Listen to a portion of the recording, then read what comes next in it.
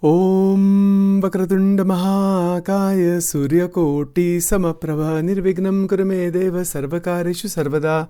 Om Shri Ganeshaya Namaha. Om Shri Swaminarayan Namo Namaha. Om Shri Hari Krishna Maharajaya Namo Namaha. Om Shri Ghanasham Maharajaya Namo Namaha. Om Shri Sadgurubhyo Namo Namaha. Welcome to Swaminarayan Satsang, SwaminarayanSpirituality.com. Today is the 29th of November 2023. First of all, I'd like to offer my prostrations and Anantakoti Namaskara and Jai Shri Swaminarayan to all the great bhaktas, sages, devotees present on the planet today, all of the devotees in the past and yet to come in the future, and also to the Supreme Lord existing beyond Akshara Brahma, Aksharatit, Parabrahma Paramatma, who resides in the heart of all beings at all times. With that bhavana and prarthana, today we are continuing our further exposition of Shri Vachanamrutam, Garada Pratham number 1, and continuing our further contemplation by the grace of God, by the grace of Maharaj, for our evolution forward into the state of Akshara Mukta. Our evolution and our spiritual realization of that Parabrahma, that supreme Tattva. And for that realization, the Akshar Sharir, it is called the Akshar Mukta body that is obtained for the Jivatma by the Upasana of Bhagavan Purushottam and by the grace of God. This is what it is. This is our goal. So along those lines, to present the spirituality of Maharaj, which is universal and even trans-universal, there's so much that we can say and which we have already stated, but we are going to go further. So in Vachanamrut, in this particular Vachanamrut, there is a very practical explanation of Maya. Maya is not something that you can touch physically. It's not an object in that sense. It is a matter of realization. What is Maya? It is a matter of first-person direct realization. That realization is going to liberate the Jivatma from the cycle of birth and death. So having said that, having understood that, a goal needs to be set. So setting a psychological goal to please Bhagavan, to reach God, for God to bless us, for Paramatma, for our Guru also to bless us. This is very, very foundational. Without setting a goal, one cannot do bhakti. But what is the goal in bhakti? The goal in bhakti is pure love, the opening of undisturbed love for God, undisturbed love for Bhagavan. That undisturbed love for Bhagavan is what Muktanand Swamiji is talking about in our continuing of the beautiful 4 lines that he has written. Re shamatame sachu nanu biju sarve dukhadayaka janu. Re tamavina sukha sampata kahave teto sarve mahadukha upajave. Ante ema kama koi nave. We looked at this line to some extent about 2 days ago. Now I'm going to go further here and see if we can pull together by the grace of Bhagavan and the sages this question of Maya, these lines of Muktanand Swami, and pure love for God. Right? This is what it's all about. Let's see what we can do here. So, Shri Hari.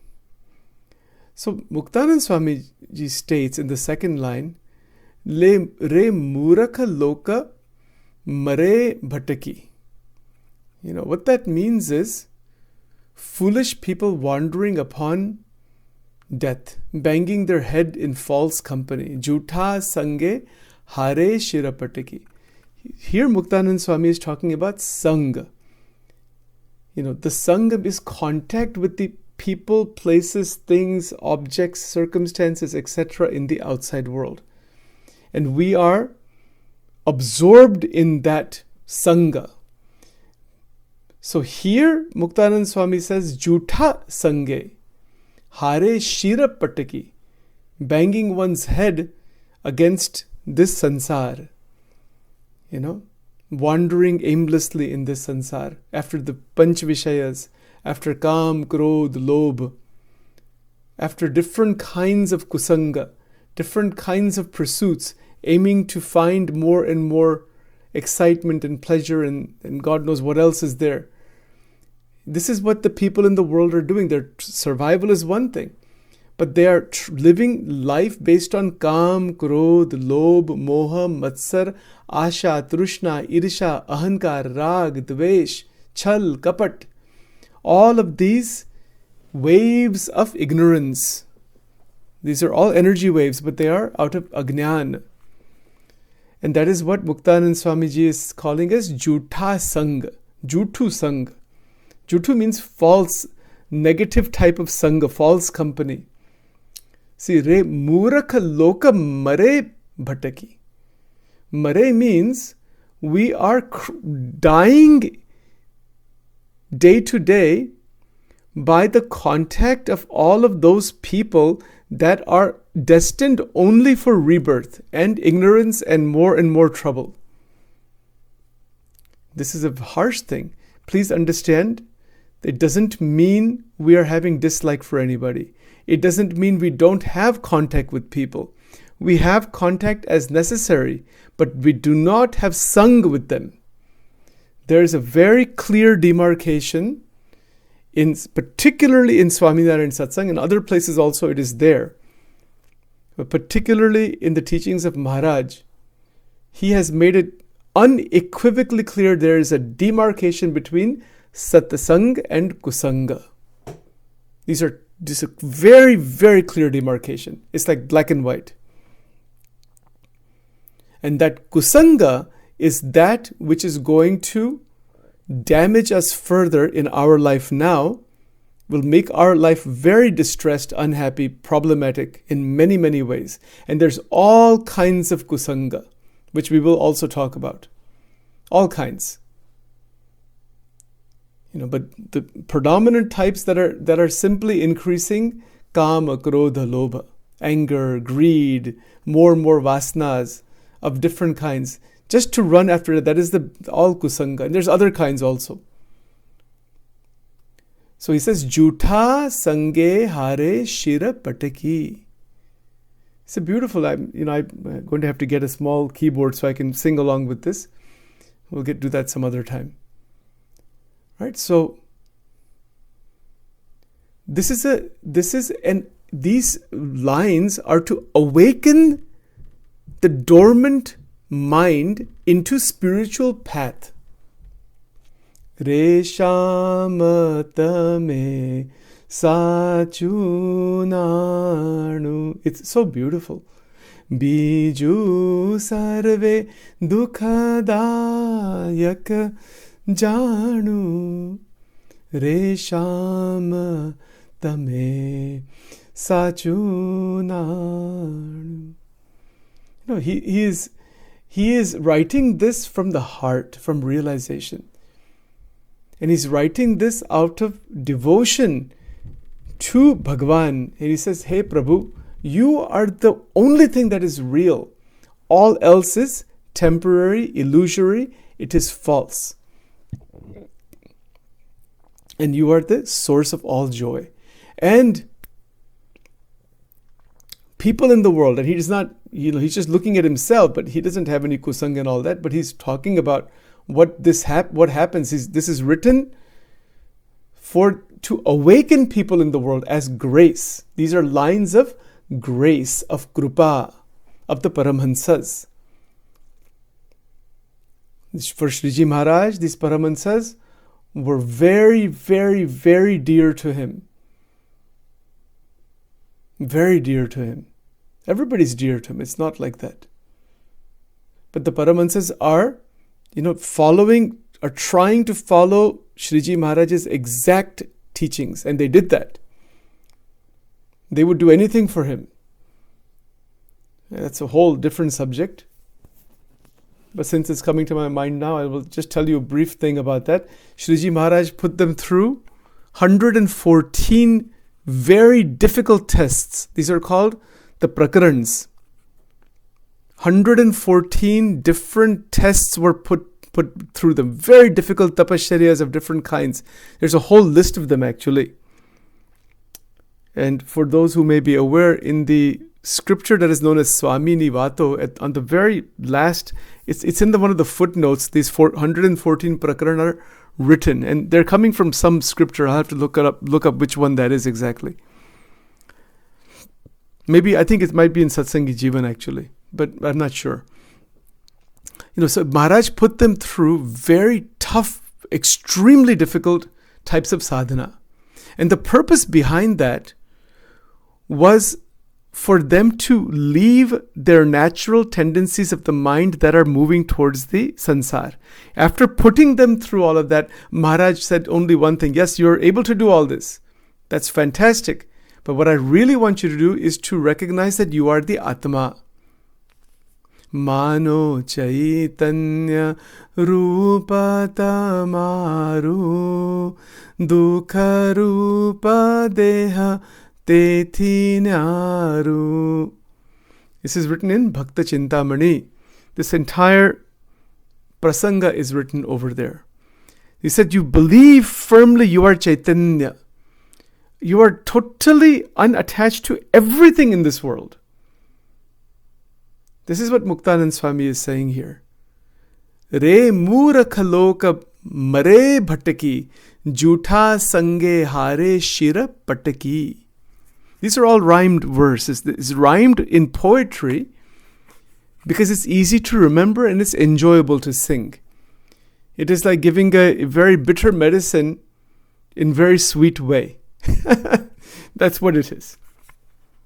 This is the grace of the Paramahansas. And it's written in beautiful Gujarati. But it's written Gujarati of that time.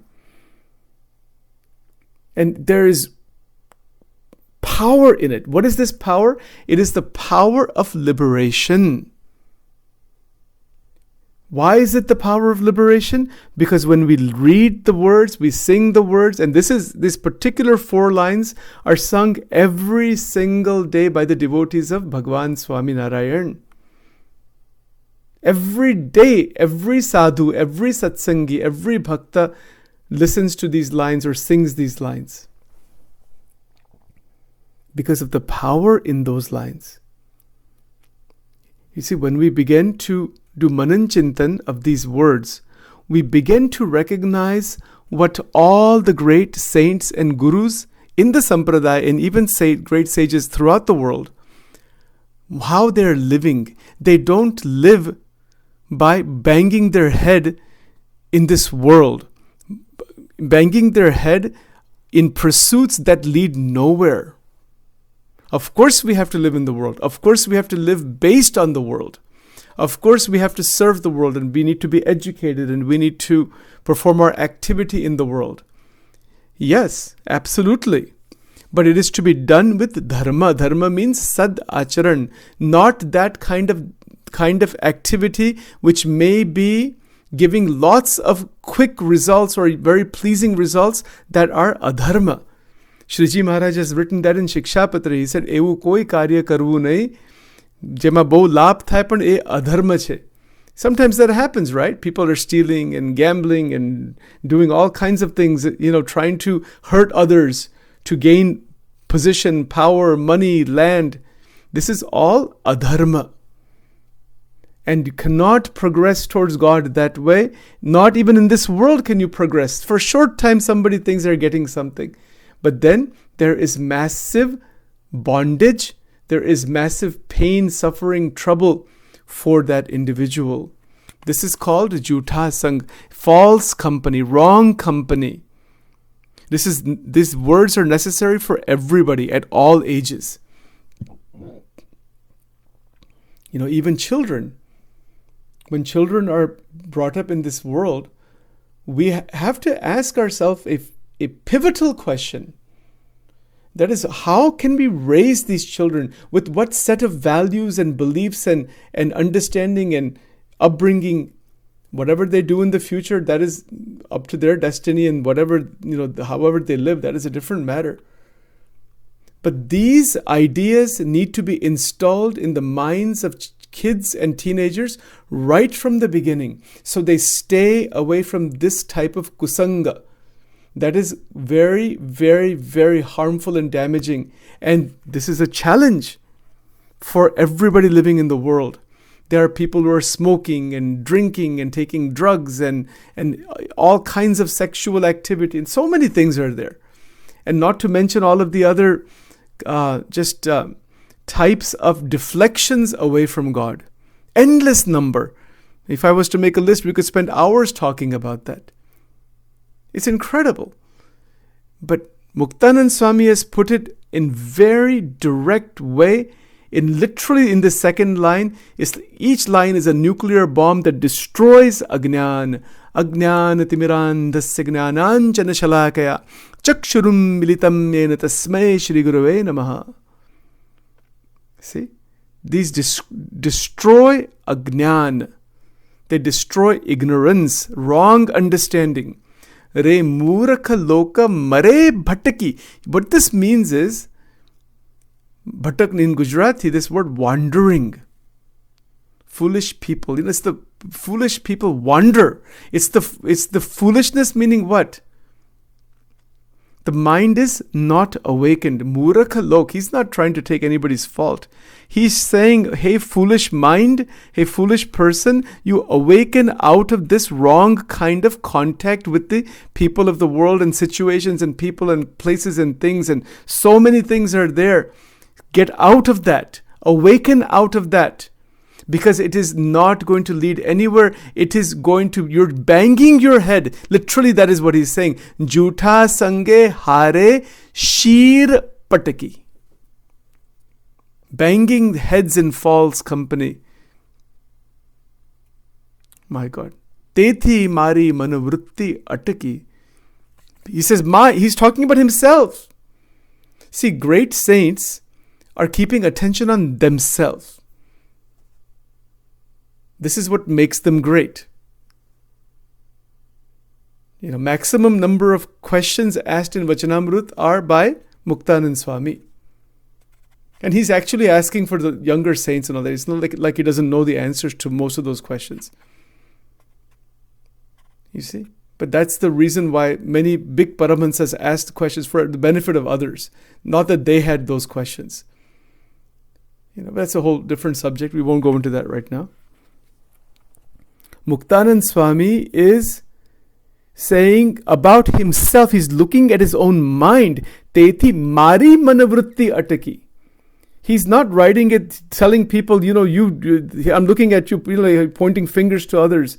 You do this, you're making false company. Yeah, he is telling others also.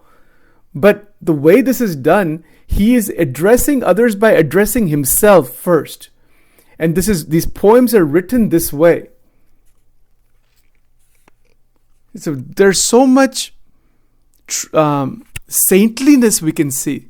Sadhutani murti, satsang ni ma. In the Swaminarayan Sampradaya, Sadguru Muktanand Swami was considered to be satsang ni ma, meaning the mother of the satsang. Any problem, any issue, anything anybody has to go to Muktanand Swami, you'll find the solution. He'll take care of you like a mother. That kind of power he had.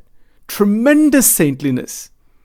Saintliness that is like Shriji Maharaj praised his saintliness. He says your saintliness is at the highest levels. In Vachanamrut this comes. You see, so Muktanand Swami is a true sant because he is truly looking at his own mind, his own life, his own journey. Wow, that is the doorway to God realization. realization of the Atma in Paramatma, realization of Bhagavan, and for God to bless the devotee. Bhagavan ki krupa. People say, why God doesn't bless us? God is blessing everybody. But we don't want that blessing. That's the problem. We are running falsely in this world after these experiences that definitely are enticing. Definitely they can produce all kinds of enjoyments, but they have pains in them also. And they are limited, restricted, of course. But people are stuck in that. Hedonism and materialism and all that kind of stuff is where the sansar, in Gujarati says, sansar no dhal ao che. This is a tremendous thing. Gujarati, it's just come in the Gujarati culture. It is just, it is really mind-boggling that people, even in the Gujarati community, have not understood this Swaminarayan Sampradaya properly. It is like billions of spiritual diamonds, all these words, and then still all kinds of controversies and things, unnecessary, totally unnecessary. When we keep our attention on Adhyatma, these amazing Paramahansas of Maharaj, they lived in this life for the benefit of the whole world. And see this language that is written here. It is language in Gujarati we say, a shabda che, e kalyankari che. Kalyankari means they are the cause of liberation. Of course, always through Guru Krupa. Always, whichever organization if somebody is following, or you're attached to a particular Satpurush, Sadguru, fantastic. True Sadgurus, they may be part of Sanstha's organizations, obviously, but they're not really part of any group. There's no groupism. They belong to everybody. Sarva Jiva Hitavaha. And we also belong to everybody. Groupism is not spirituality. As I said many times before, I keep saying that. I'm sorry for saying that again and again, because it needs to be said, not because of anything else, because that is a very serious limitation and that can cause lots of problems. It has caused lots of divisiveness, and it prevents the people outside the Sampradaya to access this divine spirituality. Anyway, we'll leave that alone for now, because I don't want to go into that too much. The point is, Muktanand Swamiji is saying, Tethi mari mana vritti ataki. Let's look at these words. He's saying, my mental vritti. Mental vritti means thoughts, emotions, memories, desires, and energy. This is the way out of Sachin's, many years. I don't like to use the pronoun I. I'll just use the word Sachin or Sevak, because it's not really worth. It's a kind of a I don't know how to say that, but using I in these kinds of exposition is really it's a contaminant. You understand? So I try to, sometimes because of language I'll say I, but it's a contaminant in the mind to use that word I. There's an organization actually, and by the way, when I do refer to these organizations, I'll try to point out what are the amazing things I have found in them. I've not criticized anybody. I'm not interested in criticizing anyone. So there's a beautiful organization called SMVS, which I've had some contact with over the years. Met with their saints and whatnot, and they were gracious enough to come to my home also on several occasions. But whenever they talk in satsang language of any kind, they always say sevak. From their guru down to all the devotees and saints, they do not I've never heard them say I at all. And when they're speaking in Gujarati, they'll say sevak. Sevak am kahe che, sevak am karyu sevak. They don't say I. They have been taught not to use that word I. And that's a big sadhana in itself. Try, you and I, all of us together, we can try to understand this. Try to do this and see what happens. Try not to use the pronoun I unless it becomes absolutely necessary. And particularly when we're doing satsang, manan chintan and expositions and all that, or any kind of activity in the satsang, the I it doesn't have any place. So they avoid using that. I found that so amazing actually. And that is such a blessing, for this small devotee, Sachin here, that I had the opportunity to meet with so many fantastic santos, saints in the sampradaya. And there's so much affection and love that they have showered, and grace that they have sat with me for hours and hours. That is what more blessing can there be? Even though they have their differences of different organizations and all that, but I've had the opportunity. See, I'm using we use it naturally, but say Sevak. I'll just say Sevak. Sevak has let's try to do that. Sevak has this opportunity, to sit down with so many different organizations. With love and affection, and then I just make it clear to them that I cannot really be part of one particular organization, but I'm here for satsang. These other, and I belong to everybody, but just cannot be fixed in just one place. And so they understand that, and then that becomes clear to them also. And then we just continue our satsang knowledge. So whatever I have learned from them, I will share with you also, because the organizations are needed, but they are not they're not an end in themselves, and there are fantastic organizations in Swaminarayan Sampradaya. Amazing ones are there, but it is by the grace of Shriji Maharaj on me, on this sevak. See, again, this is all stuck in our heads, but on this sevak, there is this krupa of Maharaj, that he has freed me because of some very serious difficulties that happened in my life, in this life. But as a result of that, he kind of freed me from just being in one organization and opened it up for to learn from all, and we love everybody who is a devotee. That thing that comes to the mind of Tulsidas Ji, Tulsi jaake mukhan se bhule nikse Ram, taki pagaki pehniya mere tan ki cham. What it means is that Tulsidas Ji is teaching us, and this was his life actually. If somebody speaks the name Ram even one time, doesn't matter who it is, I will take my skin off and make the shoes out of that skin for that person. Don't take it literally. He's saying that I am at the feet of anybody who takes the name of Ram. He took the name of my Ram, my God, that I'm at his feet only. In Swaminarayan Satsang, in all the different organizations, there is a very beautiful point that is made. Ke badha bhakto je che, santo che, e brahmani murti che. That everybody is the murti. We're talking about this murti in Vachanamrut. Maharaj is talking about. That is the murti of Paramatma, of Bhagwan ki murti.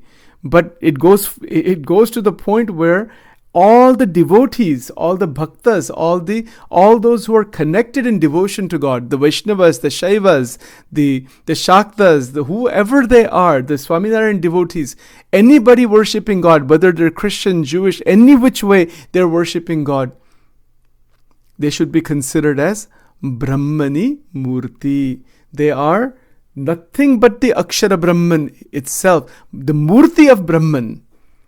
What a fantastic vision. This is living liberation. It is living in Ananda. It is living in Paramananda. It is living in Brahmananda, Muktananda. These names of these Paramansas are all about the Atma Tattva and the liberated life and the Brahma Tattva. Brahmani Murti. And see that vision to see the devotees, not their faults. Everybody has deficiencies. We may see the deficiency, but not keep our attention on that. Keep attention on all the good qualities. And even beyond that, even beyond the good qualities, which are more sattvic in nature, penetrate further and see every devotee. And we can go further to say, to see every being at the highest level as Brahman, as Akshara, as divine. And that Bhagavan is present everywhere. That is called Alokik Sukh. That is the next line actually. Muktanand Swami says, Re akhanda alokika sukha saru, Re joi mana mohu maru, Dharadhan tama upar varu, Re shama tame sachunanu. See, Muktanand Swami says in this third line, Akhanda alokik sukh. How is this possible? This is possible when the bhakta is continuously absorbed inside the Murti of Bhagavan. See, there is doing dhyan of Bhagavan. And there are organizations like this SMVS I was telling you about. They have this idea, that there are the liberated beings living inside the Murti of God. It's a heck of an idea. It's a tremendous thing, actually. And there's other organizations in Swaminarayan Sampradaya that have the same thing. Same teaching is there. Anyway, whatever it is, I won't go into that too much. I don't want to go into the Tattva Gnyan at this point. But when we are connected with Bhagavan, and once we are in pure bhakti, where the obstruction, the avarana that is talked about in the answer Shriji Maharaj is given is gone. When that avarana is gone, there is, at that moment in that dhyan, there is akhanda alaukika sukha. This is the bridge. This is the connection between the answer Shriji Maharaj is given to Govardhan Bhai and these lines of Muktanand Swami. Absolutely tremendous. My God, we just, as Sachin is talking about this, in the mind of this sevak, in the mind of this person, there is a feeling right now that thousands of pranams and dandavats should be done to these words, just to these words. It's so pure. It's beyond even pure. It's divine. It's divya. Akhanda alaukik sukha saru. What is this? Muktanand Swami is living in that alaukik sukh. Alaukik means what? Let's try to understand these words here. Because for me, I get very excited reading all these things. So forgive me if I skip over some things. Try to take it a little bit slowly. Akhanda alaukik sukha saru. See, there's laukik and alaukik. There's a distinction between the two. Let's see if we can understand this clearly.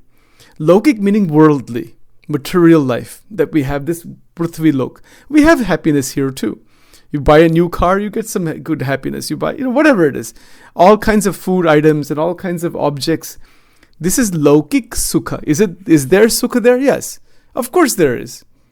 There's no question there is. But it is not continuous. It is saturated. It will eventually go away. And if you pursue it, it will cause dukh. If you pursue too much of it, right? So that's understandable. That is called Laukik Sukh. Alaukik Sukh meaning Ananda.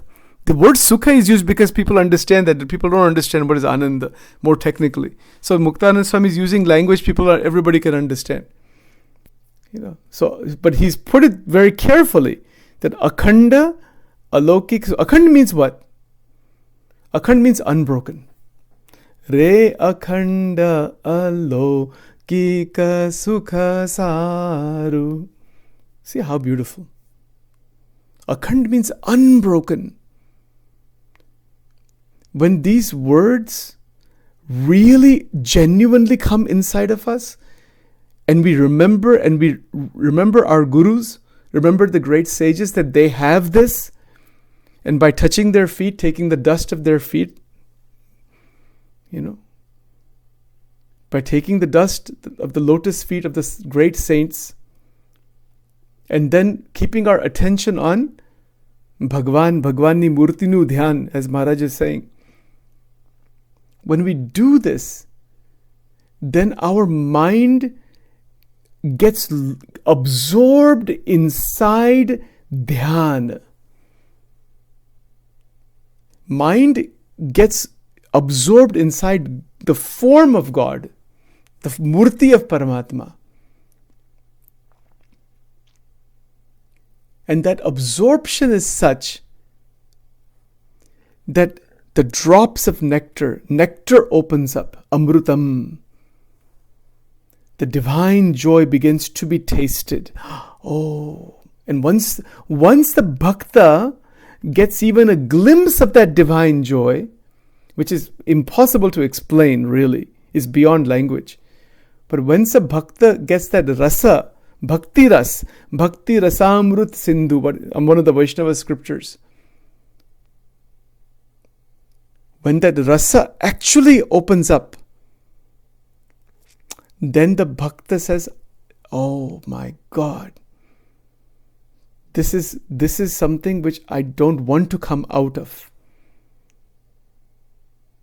That we don't want to lose this connection. And see, in the time of sadhana, this is where this entire question of dhyan comes into the picture.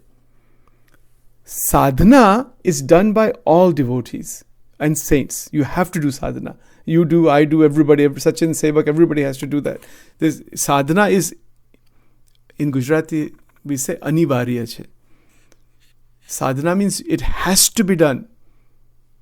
Why? Because that is the way our mind will gain wisdom to be absorbed in the form of God with great mahima, and in that absorption, in that effort, as Maharaj is saying, dhyan karta je padartha adu abhin avran karta, meaning you're performing deliberate action, taking volitional action to connect with Paramatma. And when we are doing that, recognizing the avrana, they are recognized, and as soon as they're recognized, they are de-identified. They are de-identified because the mind is not going to put, or the individuals whose mind it is not going to put any energy behind that thing at all. Worries, tensions, fears, agitations, all kinds of troubles that are within the mind or that may show up, they are not present. They are absolutely put away. That the bhakta is completely relying 100% on the will of the Lord, on the will of God. Thy will be done, as it is said in the Christian tradition.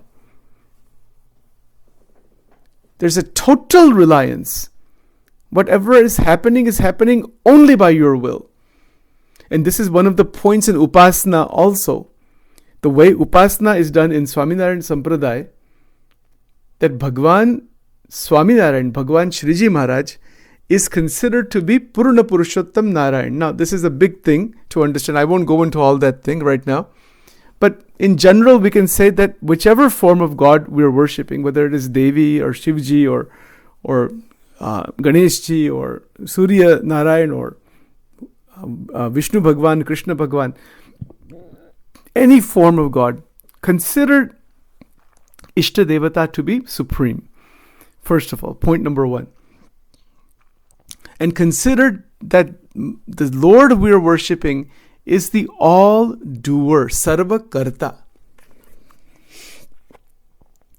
This is one of the points in Upasana. Upasana is bhakti plus an understanding of 4 points.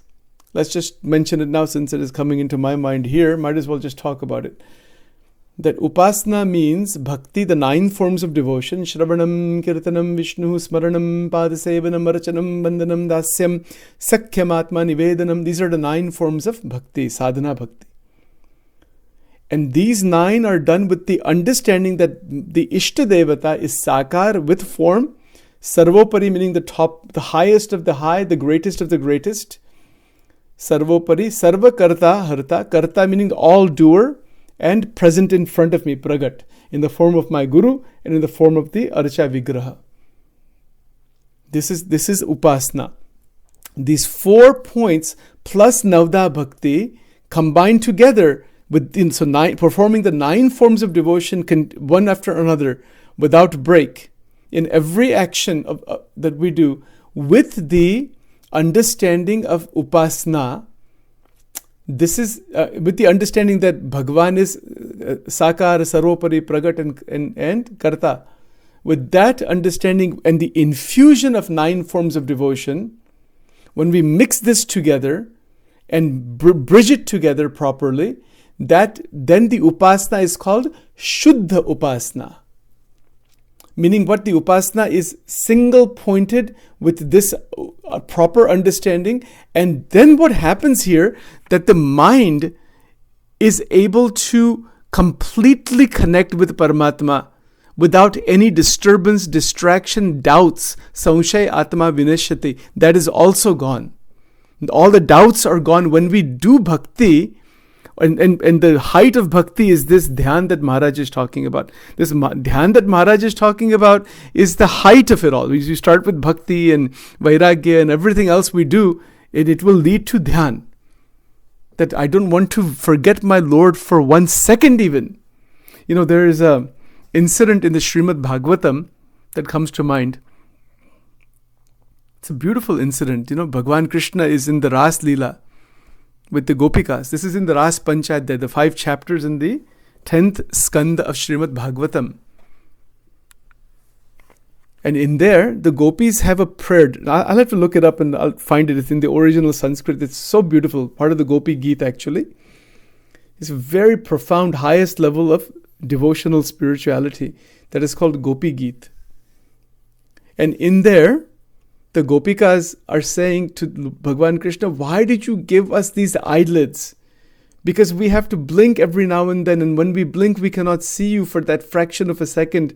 We cannot stand not seeing you for that fraction of a second. Oh Lord, why did you give us these eyelids? What a prayer. What is this bhakti? This is what Shriji Maharaj is saying. That this kind of meditation, its meditation is not just, breathing techniques. Those things are all okay. That's all fine. But this is dhyan that is infused with bhakti. That's why Shriji Maharaj is saying Bhagavan no bhakta. Oh, he didn't just say that you're just doing some kind of abstract meditation. No. And in Shikshapatri, Bhagwan Swaminarayan Shriji Maharaj kya kehte hai? He says that the 10th skanda of Srimad Bhagavatam is my bhakti shastra. So this is not a small thing to it. This is very, very significant. That the Srimad Bhagavatam, which Maharaj loved that scripture so much. Again, different subject for another time. But the point here is that continuous connection with Ishta Devata through bhajan, kirtan, manan, chintan, dhyan of Murti, and through the mantra that is done.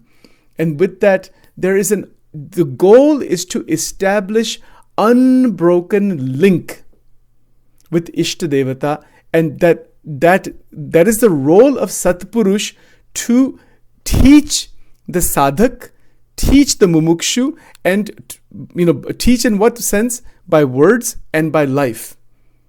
Vartan vato kare. By words and by life. And that is the Guru is intermediate to teach how to do this, how to connect with Bhagavan.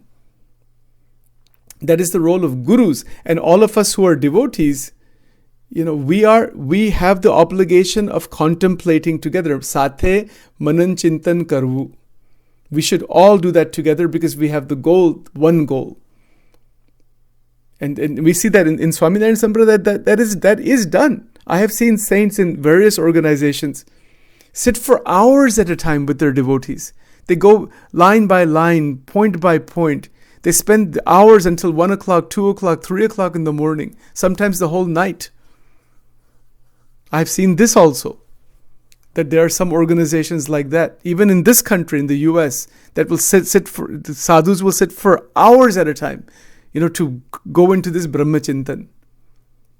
Then this bhakti opens up.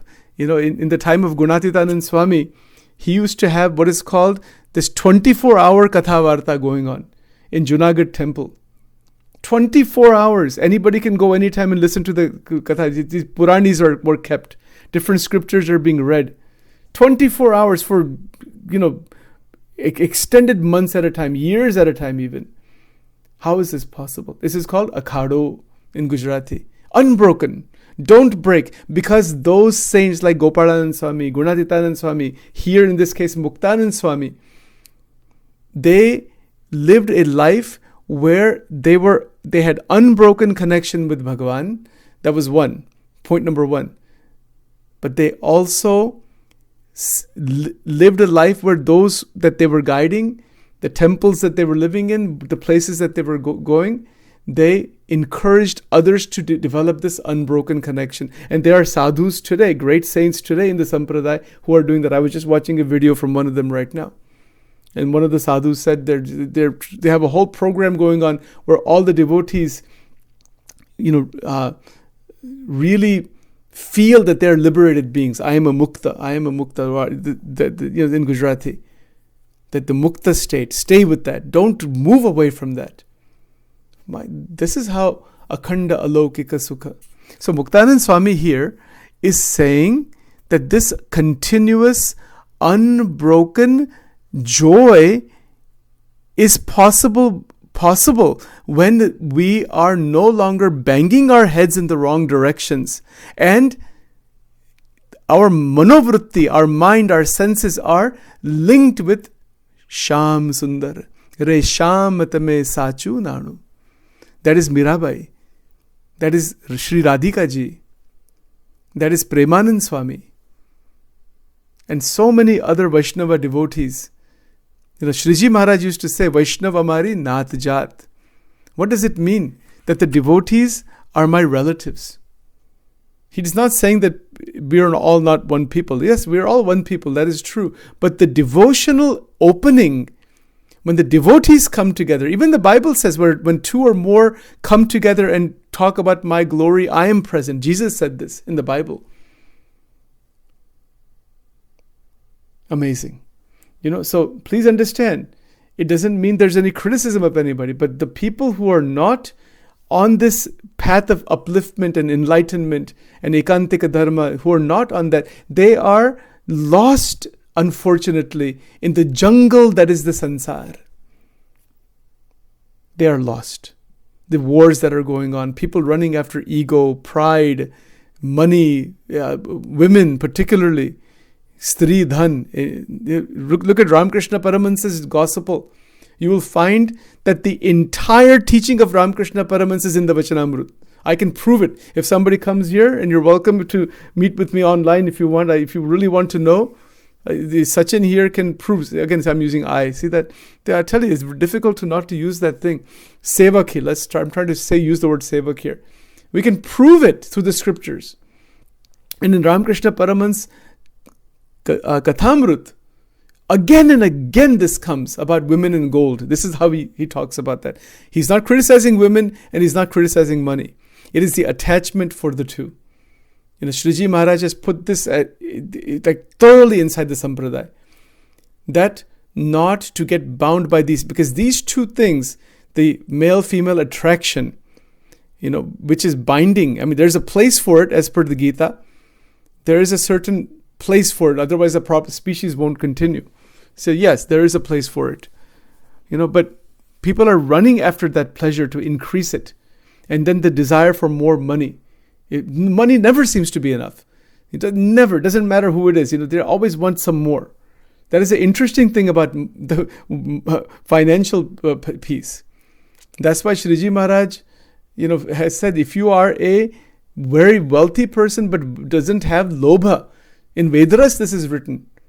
Maharaj says in Vedas, if you are a wealthy person and you are not having the ego of that wealth, Maharaj told the Paramahansas that such householder devotees, you should bow down to them. A namaskar karva yogya che. It's not an easy thing.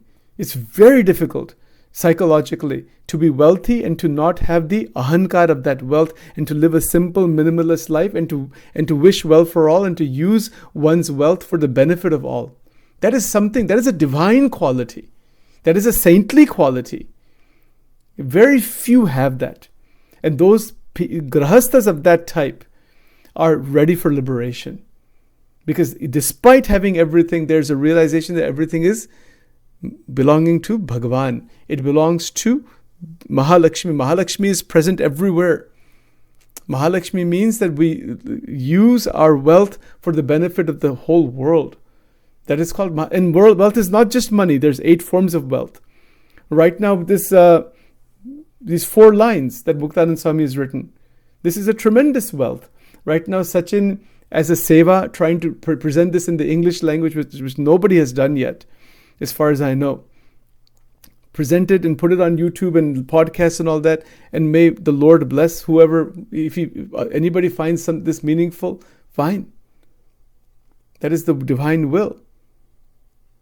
Sachin has nothing to do with that, right? So this is all grace. And this is how we share this prasad. This is all prasad.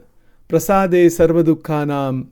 The Bhagavad Gita says. These lines written by the Paramahansas, this is prasadam. It is very, very holy. Even to listen to these lines is a great blessing from Bhagwan. Sachin has the biggest blessing to have the time, the opportunity, the means to do this in a very beautiful, very meditative atmosphere with the presence of the Lord. That's my only prarthana, that may He bless me to do more seva and continue until the body ends. The body will end one day.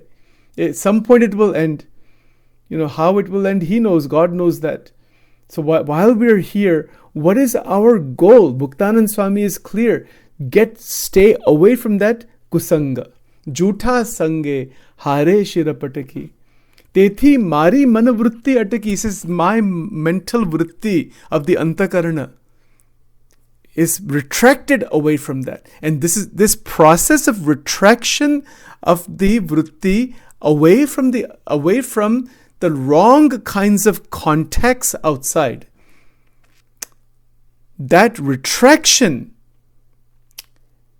is a type. It is great power. That brings the Shakti back inside. That retraction internally brings our energies in sync, in synchronicity, and then that same energy is used in dhyan, in the meditation on the murti of Bhagwan. And when the obstructions of Maya stop, immediately this re akhanda alokika sukha saru re joy joy mana mohu maru. How beautiful. That akhanda alokika sukha, it opens up. My God, if that actually opens, one is flooded with joy. It's like this Niagara Falls, think about it that way. I don't know if you've ever seen Niagara Falls in the Maid of the Mist boat. I use this Niagara Falls analogy a lot because I've been there many times, first of all, and it's easy to understand. And it's experiential. If you go in Niagara Falls sometime, go in the Maid of the Mist boat. And in that boat, try to go onto the front of the boat.